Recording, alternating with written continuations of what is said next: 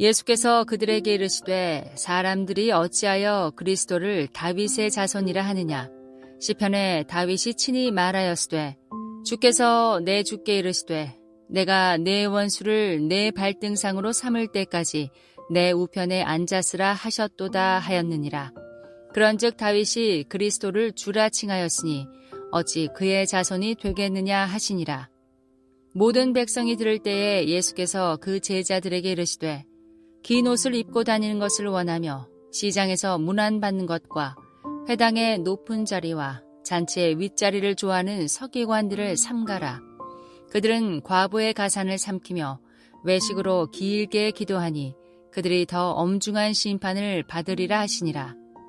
예수께서 눈을 들어 부자들이 헌금함에 헌금 넣는 것을 보시고 또 어떤 가난한 과부가 2렙돈 넣는 것을 보시고 이르시되 내가 참으로 너희에게 말하노니 이 가난한 과부가 다른 모든 사람보다 많이 넣었도다. 저들은 그 풍족한 중에서 헌금을 넣었거니와 이 과부는 그 가난한 중에서 자기가 가지고 있는 생활비 전부를 넣었느니라 하시니라. 예루살렘 성전에서 백성들에게 가르치는 일은 종교 지도자들과의 불가피한 충돌을 가져왔습니다. 이 충돌에서 대제사장들, 서기관들, 바리새인들, 사두개인들 모두가 예수님 앞에서 보기 좋게 패배하고 물러날 수밖에 없었습니다. 이것은 예수님의 권위가 하나님으로부터 온 참된 권위임을 보여줍니다. 어제 본문을 보면 사두개인들과의 부활 논쟁 끝에서 서기관들이 끼어들은 적이 있습니다. 서기관 중 어떤 이들이 말하되 선생님 잘 말씀하셨나이다. 이 서기관들에게 예수님이 질문을 합니다. 사람들이 어찌하여 그리스도를 다윗의 자손이라 하느냐? 아마도 예수님이 말씀하시는 사람들은 서기관들로서 그들은 당시에 그리스도 즉 메시아는 다윗의 자손이다 라고 이야기를 했고 사람들도 그렇게 알고 있었습니다. 누가 역시 메시아가 다윗의 후손이라는 것을 증언합니다. 제자들 역시 예루살렘 성에 예수님이 입성할 때도 예수님을 다윗의 자손으로 불렀던 것입니다. 그러나 문제는 서기관들이 이해한 메시아는 다윗이라는 인물과 그 역할에만 한정되어 있다는 것입니다. 즉 다윗의 왕위를 이어서 이스라엘을 회복시키는 혈통적인 메시아로만 이해한 것입니다. 옛날 다윗 왕조의 명성을 되찾는 정치적, 군사적 메시아로만 생각한 것입니다. 예수님은 그들의 편협된 생각을 교정하기 위해 시편 110편 1절을 인용합니다. 여호와께서 내 주에게 말씀하시기를 내가 내 원수로 내 발등상 되게 하기까지 너는 내 우편에 앉으라 하셨도다. 이 구절에서 다윗은 여호와께서 내 주에게 말씀하셨다고 하면서 하나님이 다른 주, 즉 내 주에게 너는 내 우편에 앉으라고 말씀하셨다는 것입니다. 예수님은 다윗이 고백한 이 주가 바로 그리스도라고 말씀합니다. 따라서 모든 원수들을 발등상으로 삼을 때까지 하나님의 우편에 앉을 인물이 바로 그리스도시라고 한다면 그분은 다윗의 후손 이전에 다윗의 주가 되시는 신적인 존재라는 것입니다. 이것을 모르고 단지 메시아를 다윗의 육신적 후손으로만 안다면 메시아에 대하여 편협한 사고를 할 수밖에 없는 것입니다. 그러므로 율법을 열심히 연구하는 서기관들이 메시아에 대하여 자신의 좁은 해석과 정치적으로만 이해하다 보니 눈앞에 그 메시아가 있어도 메시아로 보지 못하고 도리어 대적하고 죽이고자 하는 것입니다. 그렇다면 우리가 알고 있는 예수님은 정말로 성경이 말하는 그 예수님일까요? 아니면 내가 믿고 싶은 그 예수님이고 내 욕망을 투영한 예수님은 혹 아닐까요? 어떤 성도들은 십자가에서 못 박혀 죽으시고 부활하신 예수님을 믿기보다는 단순히 하나님과 같은 신적 능력을 가지신 예수님으로만 믿고 따르는 경우도 많이 있습니다. 복음을 몰라도 그저 신적인 존재로서 예수님을 믿고 그냥 따르는 것입니다. 이런 관점에서 보면 예수님이 십자가에서 굳이 죽으시고 부활하실 이유도 없어 보입니다.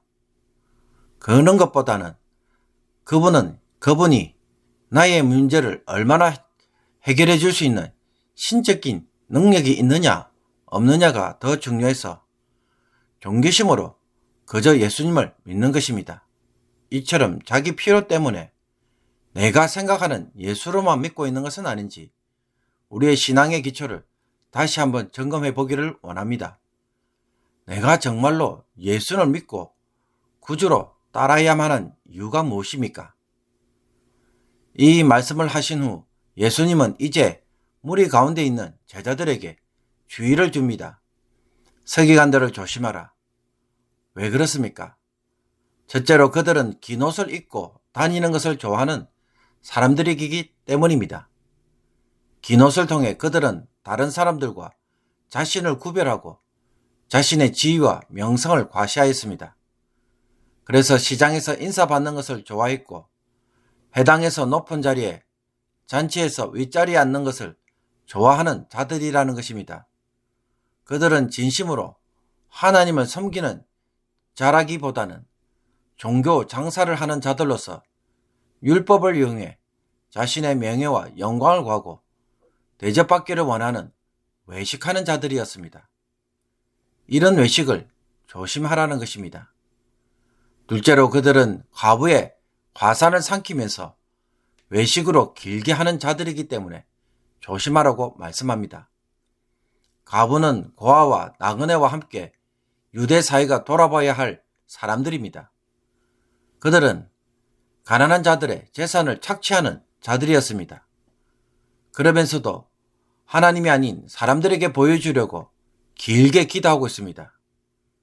내면은 더러운 탐욕으로 가득해서 과부의 재산마저도 털어먹는데 겉은 경건으로 화려하게 치장을 하고 있는 것입니다.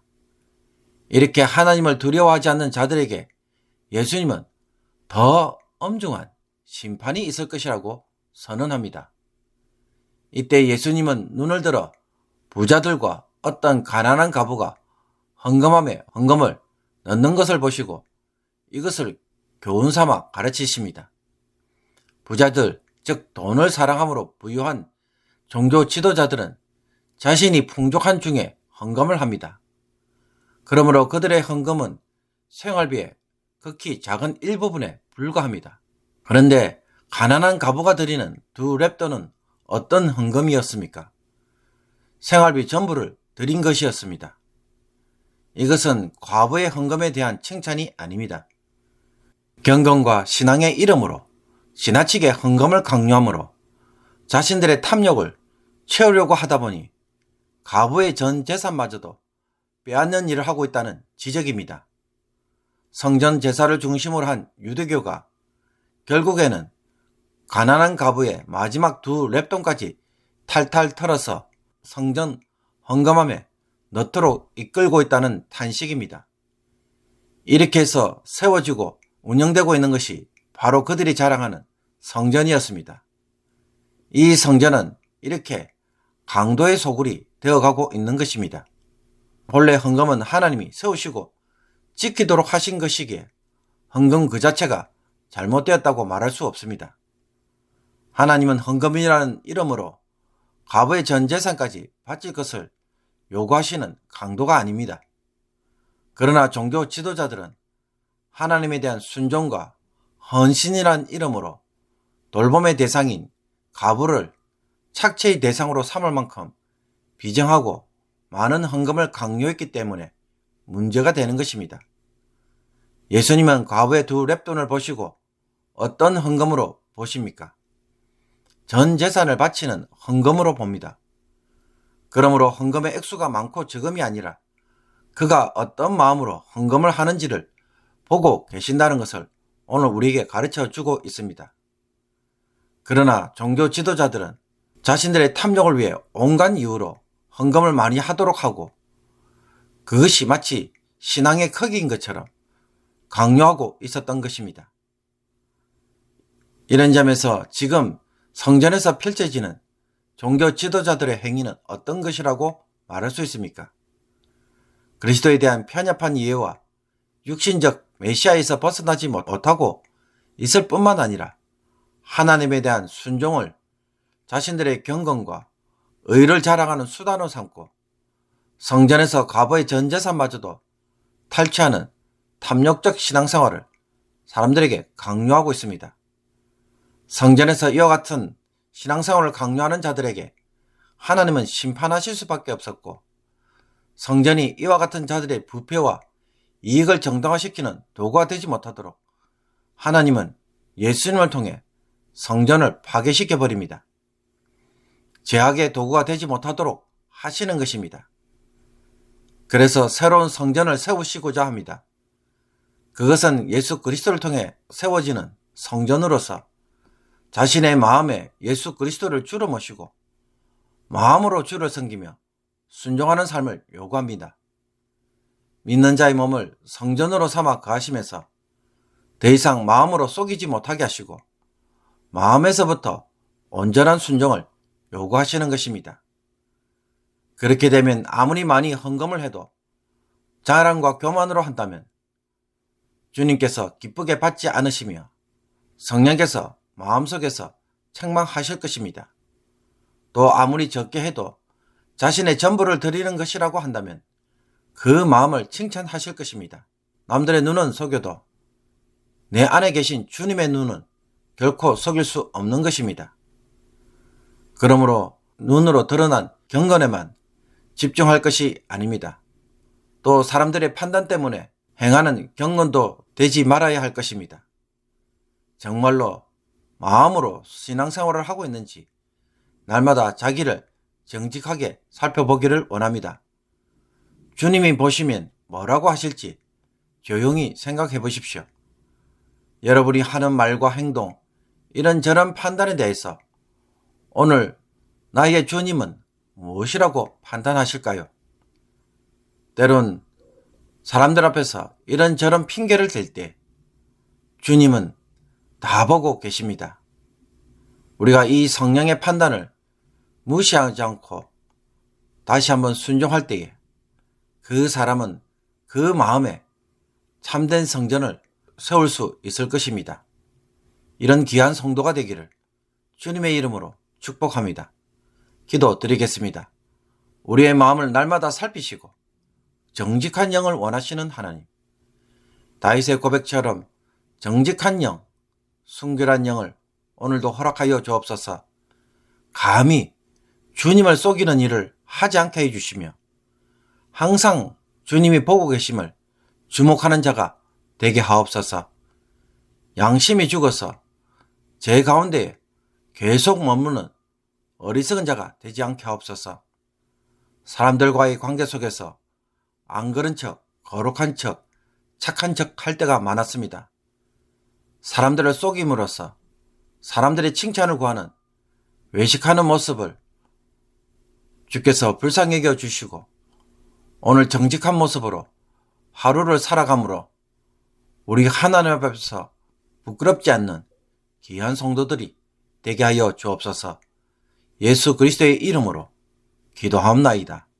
아멘.